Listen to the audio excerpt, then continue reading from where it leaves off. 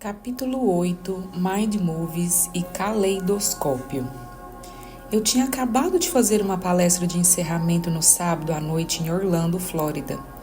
Na manhã seguinte, enquanto fazia as malas e me preparava para pegar um voo de volta para casa à tarde, liguei a televisão para me informar sobre a situação política nos Estados Unidos. Era a época de eleição presidencial de 2016. Como eu havia passado as 3 semanas anteriores fora do país palestrando e viajando, estava curioso sobre o que tinha acontecido nesse período. Mudei os canais rapidamente para encontrar um de notícias, larguei o controle remoto e, dedicando parte da minha atenção à televisão, continuei fazendo as malas. De repente, entrou um comercial que capturou toda a minha atenção. Naquele instante, entendi por que falamos em programação de TV. O comercial começava com uma cena externa noturna da residência de um casal. A câmera se aproxima da casa e surgem na tela as palavras Noite número 14 com herpes. Quando a imagem passa para o interior, toca uma música de fundo suave, mas agourenta, enquanto o idoso geme de dor ao pé da cama. A esposa, preocupada, entra no quarto e pergunta como ele está. Com dor, responde o homem. No canto inferior direito, em letras pequenas e quase da mesma cor do fundo, uma mensagem: encenação com atores. A esposa se aproxima com uma expressão de desespero e levanta a camisa do marido, revelando grandes lesões vermelhas e descamantes, cobrindo mais da metade da área inferior das costas. A imagem é chocante, grotesca e horrível, lembrando uma grande queimadura de 3º grau. Em meus 31 anos de prática, examinei centenas de pessoas com herpes e nunca vi nada tão grave quanto as lesões fabricadas daquele comercial. Percebi imediatamente que a intenção era provocar uma forte resposta emocional na audiência, porque com certeza provocou em mim. Depois de mostrar a erupção nas costas do homem, o comercial atinge o objetivo de prender a atenção. A representação das lesões é tão impactante que altera o modo como você se sentia antes de vê-la. Ao alterar de maneira significativa seu estado emocional interno, o comercial o faz colocar mais atenção e consciência na fonte da perturbação em seu meio externo. Quanto mais forte a emoção que causa estímulo, mais você se interessa e presta atenção. Resposta: a associação de estímulo e resposta ou condicionamento é o que cria as memórias de longo prazo ou associativas. O processo de condicionamento começa com a associação de um símbolo ou imagem a um estado emocional, uma combinação que abre a porta entre mente consciente e subconsciente. No caso do comercial do herpes, depois de sua atenção ser capturada e começar o processo de programação, você naturalmente não consegue deixar de indagar o que vão dizer a seguir. O comercial continua com um narrador em tom sombrio. Se você já teve catapora, o vírus do herpes está dentro de você. Com a idade, seu sistema imunológico enfraquece e perde a capacidade de manter o vírus sob controle. Usando o apelo emocional, esse é o primeiro ponto do comercial que suscita questões éticas ao dizer ao telespectador que o sistema imunológico enfraquece com a idade. A seguir, vemos o homem no banheiro se olhando no espelho. Ele parece preocupado, abatido e derrotado. A cena muda para a esposa falando ao telefone na cozinha. Não suporto vê-lo desse jeito, diz ela. Em seguida, vemos o homem encolhido na cama, a mão na testa, estremecendo de dor. O narrador então faz uma sugestão direta, reforçada pelas mesmas palavras na tela. 1 em cada 3 pessoas terá herpes. O narrador continua enquanto essas palavras permanecem na tela. As lesões podem durar até 30 dias. A cena muda para a esposa suplicando de frente para a câmera. Só queria poder fazer alguma coisa para ajudar. Fecha aspas.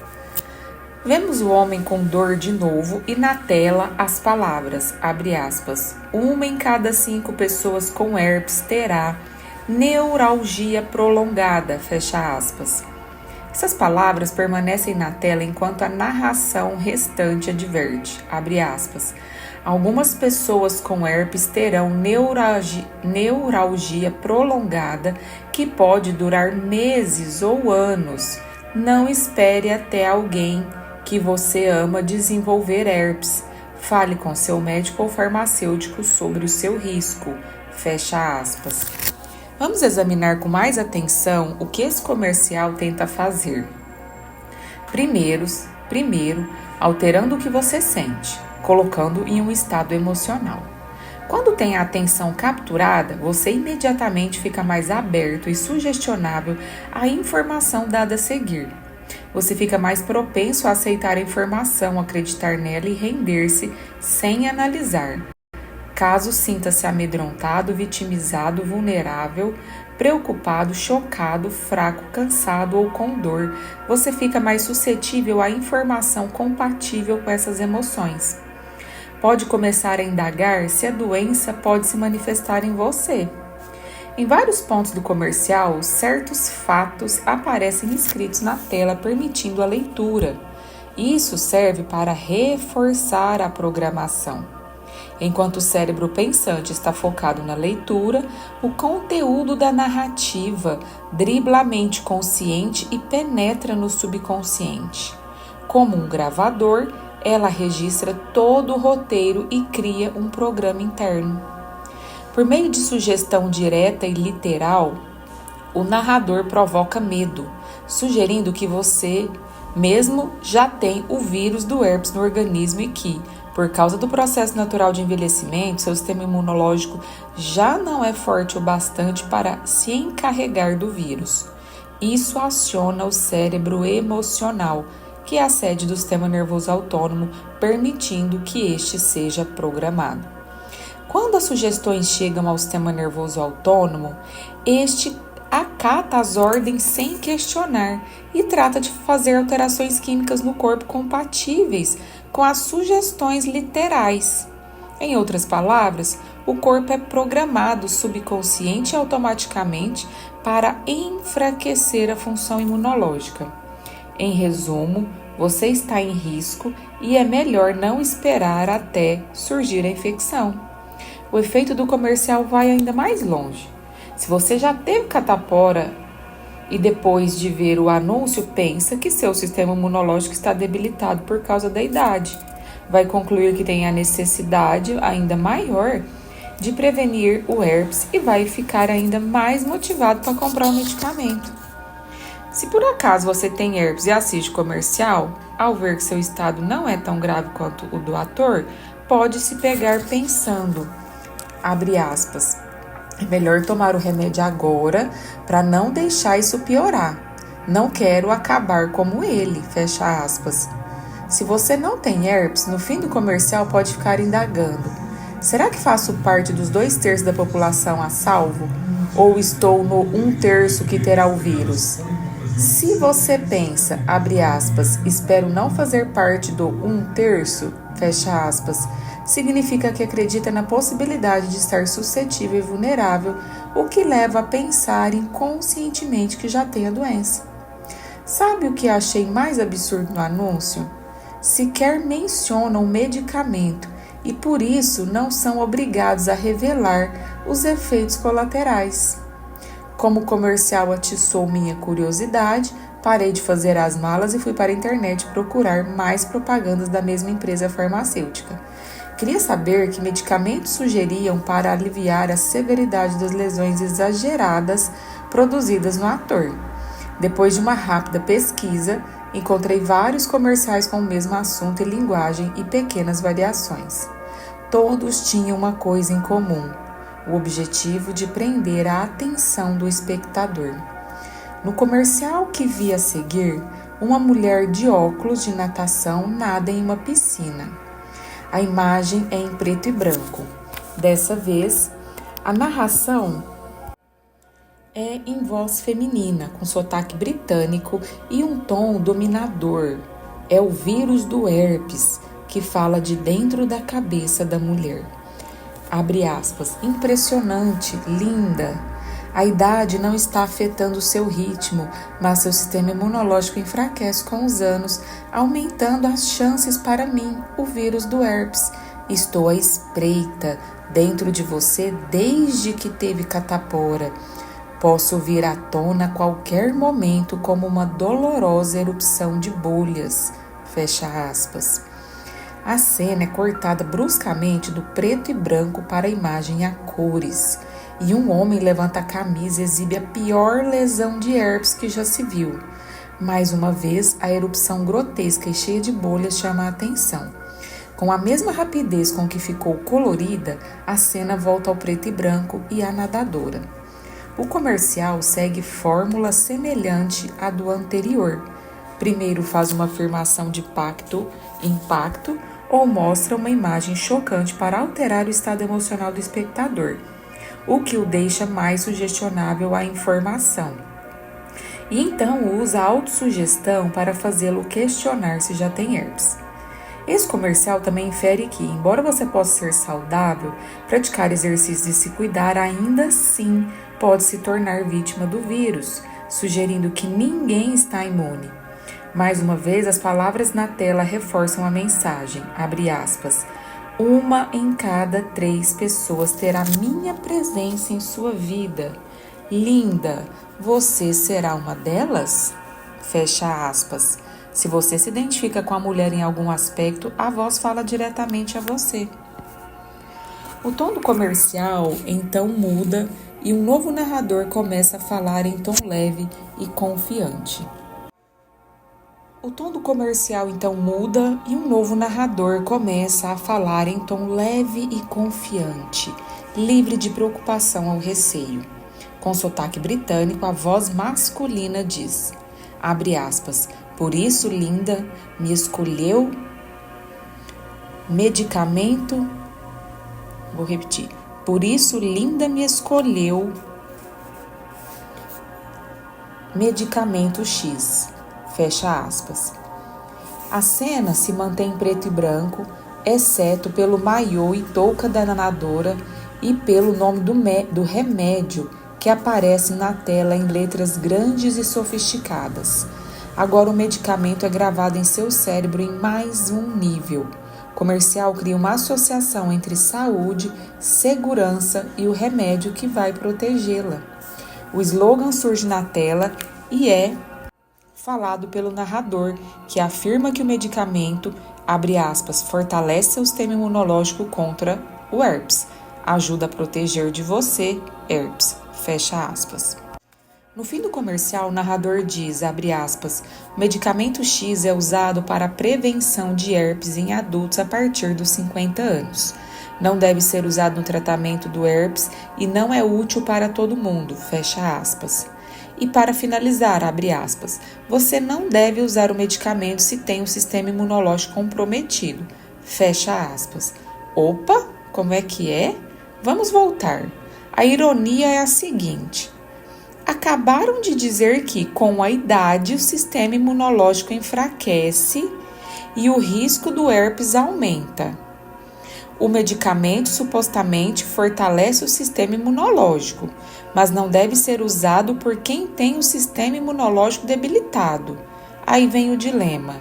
Se você ainda assim decidir usar o medicamento, acredita que a droga é mais poderosa que seu sistema imunológico, possivelmente debilitado. A programação funcionou. Os anunciantes espertos, quando são antiéticos, sabem que essa mensagem confunde e desorienta a mente consciente. Ao mesmo tempo, porém, programam sua mente subconsciente com a ideia de que seu sistema imunológico é fraco. Você provavelmente já tem o vírus e há grandes chances de vir a ter herpes, mesmo que seja saudável. Além disso, você é informado de que, sem a medicação, é provável que você sofra, embora não haja garantia de que o herpes desapareça com facilidade e que a droga pode não funcionar caso seu sistema imunológico esteja debilitado. Enfim, chegam aos efeitos colaterais, que não são colaterais, mas efeitos diretos. Abre aspas, erupção semelhante a herpes, vermelhidão, dor, coceira, inchaço, caroços, calor, queimação ou edema no local da injeção e dor de cabeça. Converse com seu médico se pretende manter contato com recém-nascidos, gestantes ou pessoas com sistema imunológico debilitado, porque a vacina tem uma versão atenuada do vírus da catapora e você pode infectá-los. Fecha aspas. Uau! Comecei a me perguntar em que planeta estava vivendo. Esse tipo de programação faz você questionar se realmente temos livre-arbítrio ou se fazemos escolhas com base no que fomos condicionados a acreditar que seja a resposta, quer se trate de um determinado tipo de cerveja, shampoo ou condicionador do smartphone mais recente, ou de um comprimido que pode ou não proporcionar alívio para o vírus do herpes e que você pode ou não ter. Na maior parte das vezes, a propaganda apela para a carência e a separação, lembrando-lhe de querer o que não tem, desejar o que precisa para se enquadrar em uma consciência social ou saciar um sentimento de vazio ou solidão. E, é claro, se você está doente ou se sentindo como se estivesse doente, o anunciante tem a resposta para os seus sintomas. Em uma última pesquisada, encontrei um comercial semelhante com o mesmo tema. O ator sofrendo dramaticamente por 17 dias, a exposição chocante de uma lesão enorme e palavras na tela para influenciar os pensamentos do espectador e reforçar o conteúdo. Como nos outros comerciais, esse informa explicitamente ao público que o medicamento não é usado para tratar herpes, mas no fim, um homem bonito sorri e declara, abre aspas, acho que vou experimentar, fecha aspas. E eu fiquei ali pensando por que ele deveria experimentar se já teve herpes por 17 dias, especialmente se a droga não trata a doença. Aí fiquei realmente confuso.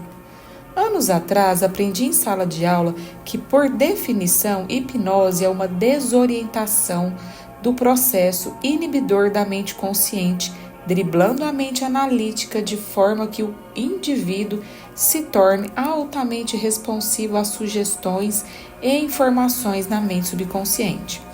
Enquanto a mente consciente está preocupada e atarefada tentando entender as coisas, a mente subconsciente aceita tudo sem critério. Se você consegue desorientar pessoas com informação, ou no mundo de hoje com desinformação, choque ou confusão, abre a porta para a programação da mente subconsciente. Neste capítulo, vamos aprender como fazer o contrário e reverter a programação negativa que fomos condicionados durante a maior parte da vida para uma programação positiva.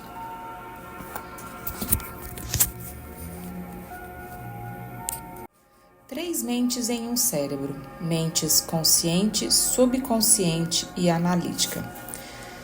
A essa altura, você já sabe que, quando muda as ondas cerebrais de beta para alfa, desacelera o neocórtex, o cérebro analítico pensante. Quando as ondas cerebrais ficam mais lentas, você deixa o domínio da mente consciente e entra no reino da mente subconsciente. Podemos dizer que, se você está de alguma forma consciente e alerta, mas não está ativamente engajado em pensamento, sua consciência está saindo do neocórtex pensante e entrando no mesencéfalo, também conhecido como subconsciente, sede do sistema nervoso autônomo, e no cerebelo. Se você já viu alguém completamente absorto em um programa de TV, a ponto de tentar falar com a pessoa e ela nem escutar, é possível que esse indivíduo estivesse experimentando estado de ondas alfa, altamente sugestionáveis à informação.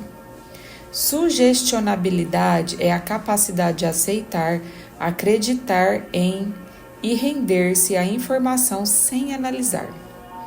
Nesse estado, o espectador está tão envolvido, tão focado no que está vendo, que parece em transe e imóvel. Nada mais existe para ele além do objeto da atenção. Se a pessoa não analisa a informação a que é exposta, fica propensa a aceitar, acreditar e ou render-se, porque não há filtro analítico. É lógico então que, quanto mais sugestionável, menos analítico você é. O oposto também é verdadeiro. Quanto mais analítico, menos sugestionável a informação você fica. Portanto, menos provável que seu cérebro esteja em um estado de transe ou ondas alfa. Dê uma olhada na figura 8.1 para entender a relação entre sugestionabilidade, mente analítica, transe e ondas cerebrais. Os criadores dos comerciais que mencionei entendem plenamente que a melhor maneira de programar uma pessoa para tomar uma atitude desejada é colocá-la em estado de ondas alfa para que a informação apresentada não seja analisada.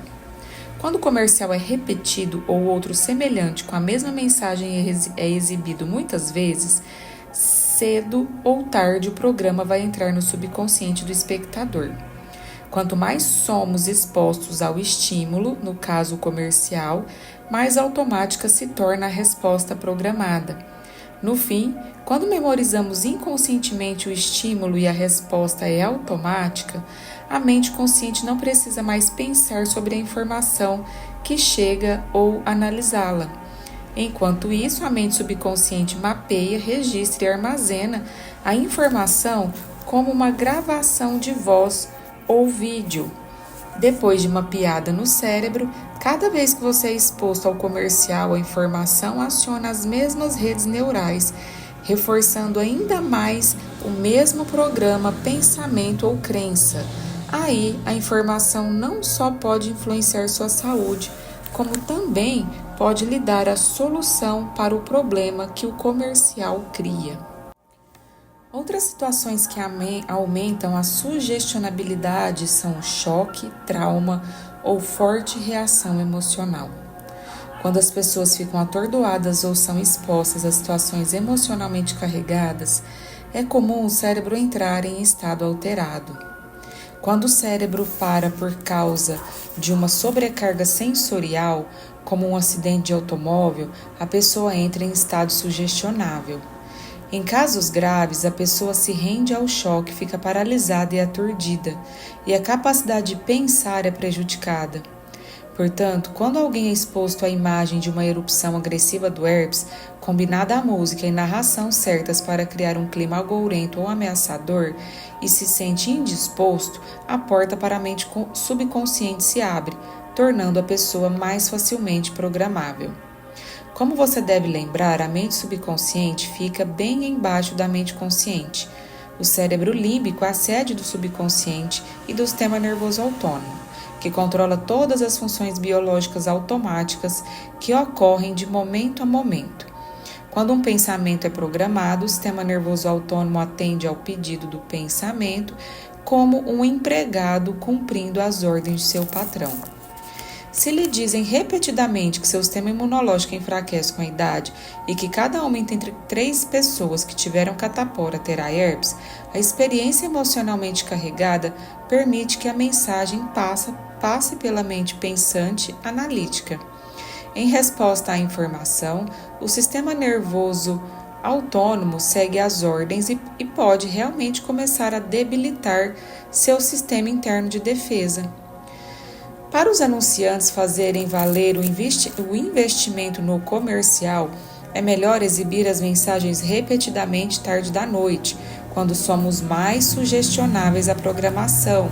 Por quê? Porque os níveis de melatonina se elevam em resposta ao escuro e a melatonina faz as ondas cerebrais ficarem mais lentas em preparação para o sono e os sonhos.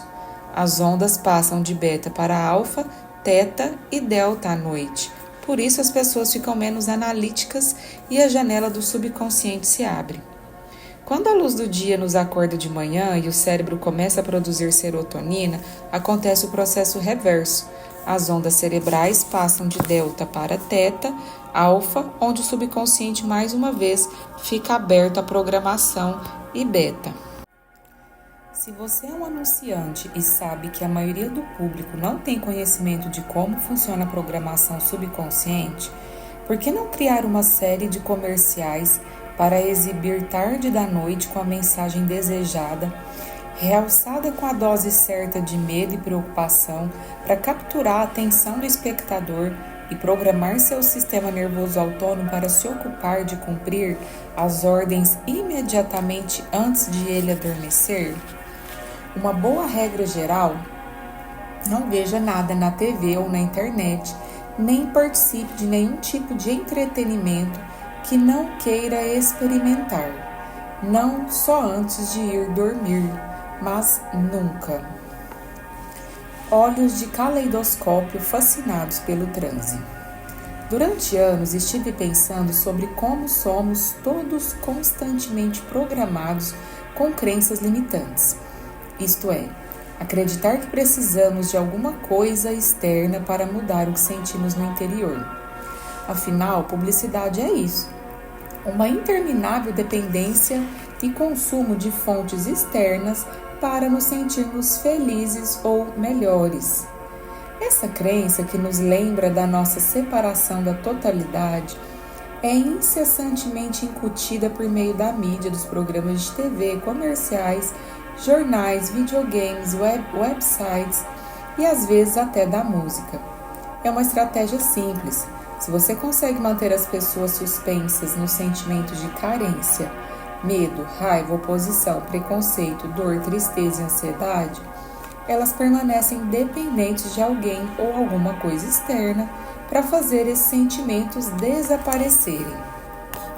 Se você se mantém em eterno estado de ocupação e está sempre preocupado com emoções de sobrevivência, nunca tem a oportunidade de acreditar em si.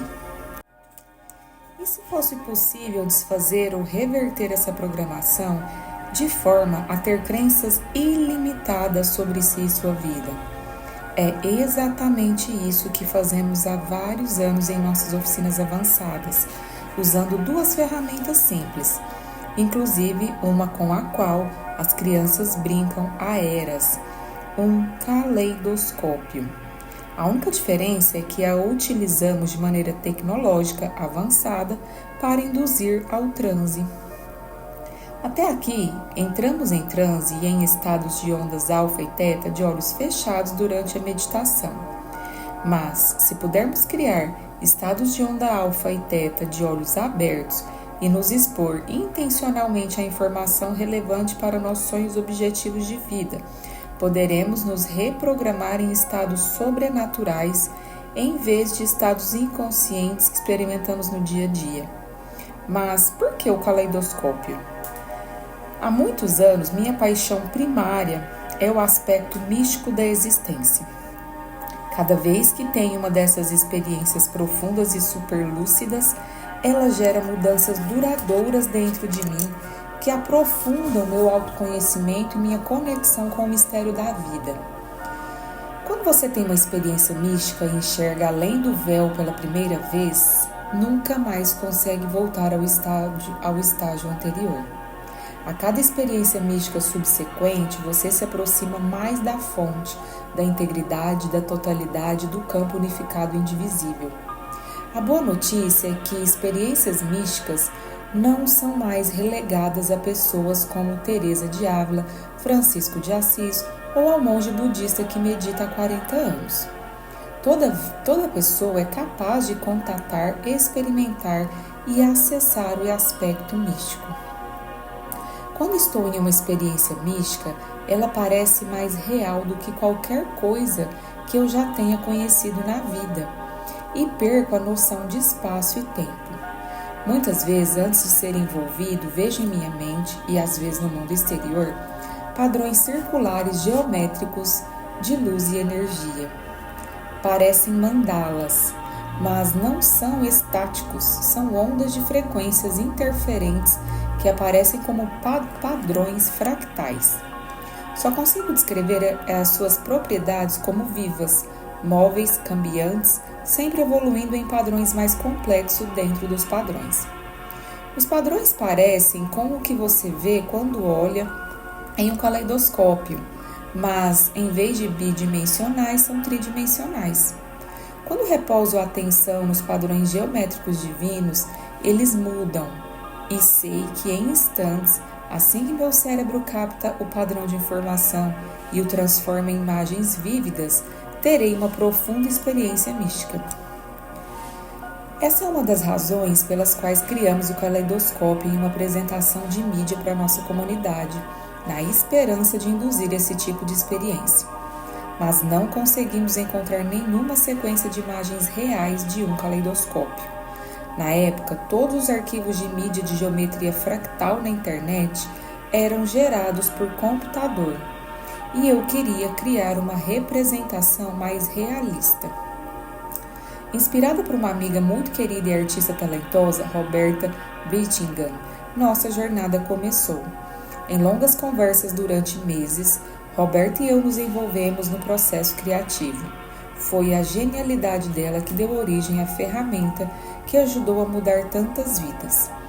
Depois de muita pesquisa, Roberta acabou encontrando uma família que fazia caleidoscópios havia 3 gerações e compramos uma de suas melhores peças. Em seguida, alugamos uma câmara da Red, principal fabricante de câmeras digitais de cinema mais usado nos filmes de Hollywood. Separamos o caleidoscópio em 2 peças, o tubo por onde se olha e a extremidade que gira onde ficam os cristais. Depois, alinhamos a lente da câmera com a parte onde ficam os cristais e acrescentamos luzes para amplificar as cores lá dentro. Fechamos o foco da câmera na extremidade do caleidoscópio e instalamos um motor nela. A seguir, giramos lentamente os cristais para que se movessem de modo constante e suave no óleo. Passamos horas em um estúdio de Seattle, Washington, captando belas imagens e cores contra um fundo preto. O preto representa a ausência de qualquer coisa física, o lugar onde nos tornamos corpo nenhum, ninguém, coisa nenhuma, em lugar nenhum, em tempo nenhum. Esse é o espaço preto infinito ou vácuo, sobre o qual você leu no capítulo 3. Enquanto gravávamos todas essas sequências ao longo de vários dias, a gravidade fazia os cristais e o óleo cair e acelerar a cada giro, e um técnico teve que se encarregar da tediosa tarefa de verificar cada segundo, quadro a quadro, para garantir que as transições fossem suaves. Se a transição não fosse fluida, haveria o risco de interrupção do foco ou estado de transe do observador. Levamos meses para refinar nossa sequência no filme de 1 hora que usamos em nossas oficinas avançadas. Finalmente, pedimos ao talentoso compositor Frank Picciotti para criar a trilha sonora que acompanha as imagens. Queríamos que nossos alunos se mantivessem continuamente fascinados pela bela simetria e alteração das formas geométricas. Mind Movies, o filme do seu futuro. Em nossas oficinas avançadas, todos os participantes recebem um software divertido e fácil de usar, chamado Mind Movies, para fazer um filme sobre seu futuro, eu e sua vida. Usamos o software em conjunto com o vídeo do caleidoscópio. De acordo com o que querem criar na vida, o filme que os alunos fazem nos expõe a imagens e também a sugestões e informações escritas específicas projetadas para ajudá-los na criação, da mesma forma que o texto auxiliar nos comerciais do Herpes. Os objetivos podem variar da cura de uma doença ao fortalecimento do sistema imunológico, criação de um novo emprego, manifestação de novas oportunidades, viajar pelo mundo, atrair abundância, encontrar um novo parceiro de vida, ter experiências místicas, entre outros. O propósito é lembrá-lo de que podem realizar seus sonhos, criar o incomum e se tornar sobrenaturais. Os objetivos dessa apresentação personalizada são: 1. Ajudar os alunos a terem clareza da intenção que querem criar em seu futuro. 2. Programar a mente consciente, bem como a mente inconsciente para o novo futuro. 3. Mudar o cérebro e corpo para parecer biologicamente que o futuro já aconteceu. 4. Associar repetidamente as cenas e imagens com música para criar novas redes neurais no cérebro e recondicionar emocionalmente o corpo a uma nova mente. É um meio de os alunos lembrarem de seu futuro. A tecnologia MindMove foi criada por 2 sócios australianos, Natalie e Glenn Ledwell. Eles são os criadores e também garotos propaganda das funcionalidades. A jornada da dupla começou em 2007, quando um amigo mostrou um filme que havia criado sobre sua vida. Mais tarde, o amigo veio com a ideia de começarem um negócio baseado no que se tornaria o software MindMoves. Para o empreendimento decolar, precisavam criar um site para distribuir o software e instruir pessoas do mundo todo sobre como fazer os próprios filmes. Só que eles já eram donos de 4 outros negócios e não sabiam quase nada sobre internet ou e-commerce. Glenn mal conseguia ligar um computador e Natalie nunca tinha ouvido falar em YouTube, mas reconheceram que o MindMoves tinha potencial para se tornar uma ferramenta muito poderosa para ajudar as pessoas a construir a crença de que podiam criar desfechos reais na própria vida. Pensando nisso, decidiram postar no YouTube um vídeo sobre o poder do MindMove. No fim do vídeo, os espectadores eram incentivados a visitar o site, onde poderiam aprender a construir o próprio filme. No começo de 2008, depois de receberem inúmeros e-mails de clientes contando como o MindMove tinha mudado sua vida, Natalie e Glenn decidiram apostar tudo nisso.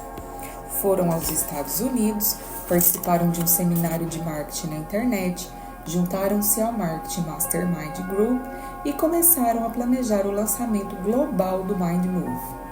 Porém, quando chegaram nos Estados Unidos, já estavam com a conta bancária praticamente zerada, quase sem dinheiro para pagar os serviços necessários que ainda faltavam para lançar o empreendimento. Isso significava aprender, dominar e implementar tudo por conta própria. Durante meses, trabalharam 12 horas por dia no escritório, também conhecido como dormitório. No processo, se afastaram tanto da zona de conforto que nem sabiam mais o que era zona de conforto. Confrontados pelas dificuldades técnicas, comerciais e pessoais diárias, lançaram mão da arma secreta do arsenal, o próprio MindMove. Em seu MindMove, Natalie e Glenn definiram o número de clientes que queriam atrair e quem seriam estes. Descreveram o respeito que teriam dos colegas de área e planejaram o que fariam quando o negócio fosse um sucesso, coisas como os restaurantes que frequentariam e as férias que teriam. Por fim, queriam obter o equivalente a 1 milhão em vendas. Por que não planejar tão grande? Pensaram. Os amigos que atuavam na área de marketing faziam lançamentos milionários, embora com programas de $5.000. Assistiram ao MindMove várias vezes por dia para desestressar e manter o foco e a inspiração, embora tudo na realidade presente parecesse agir contra eles. Todavia, sabiam que todo esforço, risco e sonhos culminariam no dia do lançamento global. A linha de chegada estava à vista, e aí o impensável aconteceu. Marcado para setembro de 2008, o lançamento coincidiu com a crise financeira global. Instituições financeiras do mundo inteiro sofreram perdas cataclísmicas. Famílias e indivíduos perderam as economias, propriedades e fontes de renda na pior recessão desde a Grande Depressão. Enquanto isso, Glenn e Natalie enfrentavam as próprias dificuldades financeiras. Para lançar o empreendimento, contraíram uma dívida de $120 mil no cartão de crédito. Se o negócio fracassasse, perderiam tudo, a casa, os carros e os investimentos, e seriam soterrados por uma dívida insuperável. Na manhã do lançamento, sem que ele soubesse, o servidor de e-mail saiu do ar, para uma manutenção programada. E nenhum dos clientes recebeu e-mail de confirmação de compra. Por volta do meio-dia, eles já haviam recebido milhares de reclamações no e-mail do atendimento ao cliente, somadas à encrenca com a conta bancária online. O banco queria congelar a conta por causa da atividade incomum. Quando chegou a noite, porém, aquele já era o dia mais memorável de suas vidas. Na primeira hora do dia, haviam atingido a marca dos $100.000. No fim do dia, contabilizaram uma renda bruta de $288.000. Glenn e Natalie acabaram gerando $700.000 a partir de um programa de $97 sem versões mais caras. Mas a história não acaba aqui. É claro que Glenn e Natalie ficaram eufóricos com os resultados, mas ainda restava um último e monumental desafio. Por causa do clima financeiro volátil e incerto na época, o banco congelou a conta, de modo que eles não podiam acessar o dinheiro. Com isso, eles não podiam pagar as comissões para os afiliados, nem os $120.000 que deviam aos credores, nem transferir a participação nos lucros para as pessoas que haviam ajudado a lançar o empreendimento. Tudo dependia da liberação dos fundos. Depois de 6 meses fiéis à visão e assistindo Mind Move, enfim obtiveram acesso à conta bancária, resolvendo as pendências financeiras que quase os levaram à falência. Mas é aí que a história fica realmente boa. Com a economia mundial ainda patinando, o valor do dólar norte-americano permanecia muito superior ao do dólar australiano. Graças à taxa de câmbio, quando transferiram o dinheiro de volta à Austrália, Glenn e Natalie acabaram ganhando mais $250.000. Com isso, mais as comissões por promover programas de afiliados comerciais atingiram o objetivo de $1 milhão. Eles acreditam grande parte do sucesso, que foi o oposto do que todos estavam vivendo no mundo, ao fato de terem mantido o foco em seu Mind Move todos os dias. Esse é um grande exemplo do potencial do Mind Move, e embora as opções para criar seu próprio Mind Move sejam infinitas, o processo é relativamente o mesmo. Primeiro, os alunos escolhem a música, uma que nunca se cansem de ouvir. Em seguida, selecionam imagens e ou vídeos deles ou de um futuro acontecimento e os colocam em sequência para contar uma história de como será o futuro. Por fim, pedimos que definam palavras, frases ou afirmações específicas que sobrepõem as imagens. Exatamente como os comerciais de televisão programam as pessoas para serem vítimas ou experimentarem carência e desejo. O Master Move pode programar os alunos para serem ilimitados em uma vida que são capazes de criar. Em nossas oficinas avançadas, os alunos assistem ao vídeo do caleidoscópio antes de assistir aos seus Mind Moves, porque isso ajuda a induzir e sustentar estados de transe alfa e teta com os olhos abertos, abrindo a porta entre mente consciente e subconsciente. Durante a meditação, enquanto estão em estado de onda alfa ou teta, ficam mais sugestionáveis ao próprio programa de reprogramação. Isso é importante porque, quanto mais sugestionáveis durante o uso do Mind Move, menos propensos a ficar analíticos e ter pensamentos constantes do tipo: como isso vai acontecer? Isso é impossível. Como vou arcar com esse custo? Não aconteceu na última vez. Por que aconteceria agora? Enquanto o caleidoscópio induz os alunos ao transe para abrir a mente subconsciente para a programação, o Mind Move é o novo programa. Os Mind Move programam a mente dos nossos alunos da mesma forma que os comerciais de televisão nos programam, mas de maneira mais positiva, ilimitada e construtiva. Quando os pensamentos são silenciados, a mente consciente não mais analisa a informação que chega. O resultado é que qualquer informação a que sejam expostos nesse estado é codificada diretamente no subconsciente. Assim como gravar ou filmar alguma coisa para ser exibida automaticamente mais tarde, gravamos um novo programa na mente subconsciente. Muitas pesquisas ao longo de anos documentaram como os hemisférios direito e esquerdo do neocórtex se relacionam. Sabemos agora que o hemisfério direito processa pensamento espacial, não linear, abstrato e criativo. E o hemisfério esquerdo processa pensamento lógico, racional, linear, metódico, matemático. As pesquisas mais recentes, porém, também sugerem que o hemisfério direito processa novidades cognitivas e o esquerdo processa rotinas cognitivas. Isso significa que, quando aprendemos coisas novas, o hemisfério direito é mais ativo, e quando novos aprendizados se tornam rotina, são armazenados no hemisfério esquerdo. A maioria das pessoas opera a partir do hemisfério esquerdo do cérebro porque está conectada a hábitos e programas automáticos memorizados. A maioria das pessoas opera a partir do hemisfério esquerdo do cérebro porque está conectada a hábitos e programas automáticos memorizados. É por isso que a linguagem armazenada no hemisfério esquerdo é rotina. Você pode pensar no hemisfério direito como o território do desconhecido e no hemisfério esquerdo como o território do conhecido. Faz sentido, então, que o hemisfério direito seja romântico, criativo e não linear, enquanto o esquerdo é metódico, lógico e estruturado. Vimos esse processamento duplo acontecer ao observar as leituras cerebrais de nossos alunos em tempo real. O fluxo de padrões fractais geométricos dentro dos padrões do caleidoscópio não é parecido com ninguém, nada, lugar nenhum, em tempo nenhum.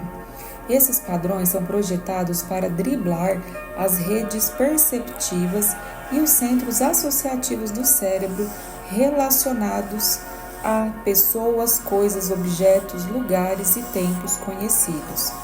Seus antigos padrões geométricos refletem padrões fractais encontrados por toda a natureza. Assim, ativam centros do cérebro inferior. É por isso que no caleidoscópio você não consegue enxergar sua tia Mary, a bicicleta que ganhou quando estava no 6º ano ou a casa onde cresceu. Você não ativa ou provoca os centros associativos relacionados às memórias localizadas primariamente no hemisfério esquerdo do cérebro. Quando você para de pensar e analisar e começa a entrar em padrões de onda alfa ou teta, acontece mais atividades no centro direito. Se o hemisfério esquerdo funciona no conhecido, o hemisfério direito funciona no desconhecido. Com o aumento da atividade do hemisfério direito, você fica mais aberto a criar alguma coisa desconhecida e nova. Os gráficos 9A1 e 9A2 no encarte colorido mostram leituras no cérebro de 2 alunos em estados coerentes alfa e teta. No gráfico 9A3, você vai ver o cérebro inteiro de outro aluno em teta enquanto assiste ao caleidoscópio. A figura 9A4 mostra a varredura no cérebro de um aluno olhando o caleidoscópio. O lado direito está mais ativado, enquanto ele se dedica à novidade da experiência em estado de transe. Quando exibimos o caleidoscópio em nossas oficinas avançadas, deixamos a sala escura para elevar os níveis de melatonina e, com isso, intensificar as mudanças nas ondas cerebrais. Peço aos alunos que relaxem e desacelerem conscientemente a respiração. Quando o ritmo da respiração fica mais lento e das ondas cerebrais acompanham, indo de beta para alfa. Peço que continuem relaxando e se aprofundando no contato com o corpo. Quero induzi-los ao estado semi-desperto e semi-adormecido em que ficam mais sugestionáveis, preparando o cérebro para aceitar a programação do Mind Move. Da mesma forma que os comerciais exibidos tarde da noite influenciam as pessoas, porque a produção de melatonina em preparação para o sono restaurador baixa a guarda, quero que os níveis de melatonina dos nossos alunos seja elevado e suas ondas cerebrais fiquem em alfa e teta, de forma que fiquem totalmente abertos à informação e às possibilidades em seu Mind Move.